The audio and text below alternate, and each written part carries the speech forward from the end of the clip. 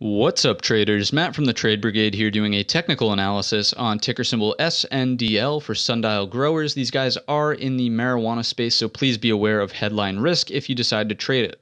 On the left-hand side, we are looking at the daily time frame, and on the right-hand side, the 30-minute intraday time frame. First thing to point out is that we did get earnings just a little while ago here, essentially on today's activity, and that led to a slight move lower. So let's unpack this a little bit, map out obvious areas of daily support and resistance. So certainly here at 0.7788 was a shelf, and this strong close, rather weak close underneath it, is not looking so hot. So the next major area to pay attention to would be in here at 0.6956. That to me strikes me as an obvious pivot low. It's where we rebounded for that most recent sort of leg up.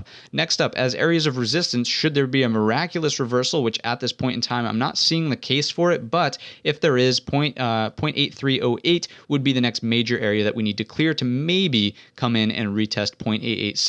So keep those areas in mind to the upside, but as the chart sits, it does look like we could see some more downside. Shifting the focus to the 30-minute time frame chart, now what I want to do is just take out the resistance trend line and do something like this. You can clearly see that we are forming lower highs, lower highs, lower highs, and that generally is not good for trying to make an uptrend or a reversal, right? So that is the first thing off the bat that would need to break for me to even think about getting bullish, right? You wouldn't take the long back up over this 0.7788. You would maybe take the break of the resistance trend line to trade up towards this 0.838, but the ideal long is a break of both of those things. So recapture here, break of the resistance trend line, and then and only then, as we start to maybe put in a higher low, you would take the break of 0.8308. And just to give us a little more room and illustrate what that might look like here is, okay, so we come up, we break this, fine, we pull back, that would be your higher low. Then we pull back, do something like this, there's another higher low. That gives you the confidence. I know I'm running out of room here, but to then maybe take the break up and over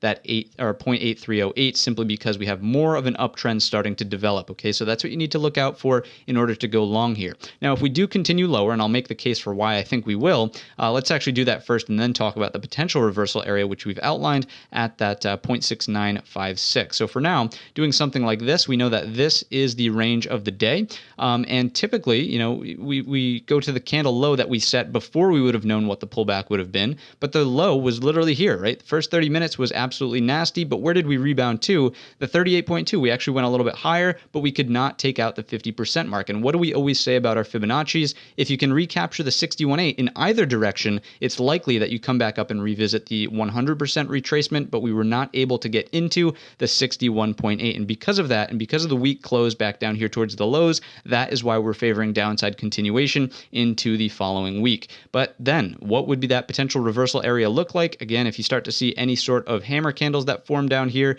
any sort of indecision dojis that look like this, basically anything that would make you question, is this downtrend starting to end? Can we flip long over the highs? That would be your entry to retarget, as we know, the back test of support here at 0.7788. Again, your stop loss goes underneath the lows for a risk-friendly play. This needs to be a very tight risk play simply because of the nature of this, right? You don't want to fight the prevailing trend, which just so happens to be down. So if you enjoyed today's video or learned anything new, let me know in the comments section or by simply leaving the video a thumbs up. Don't forget our main channel is linked in the description, and all of that being said, we wish you a green trading week.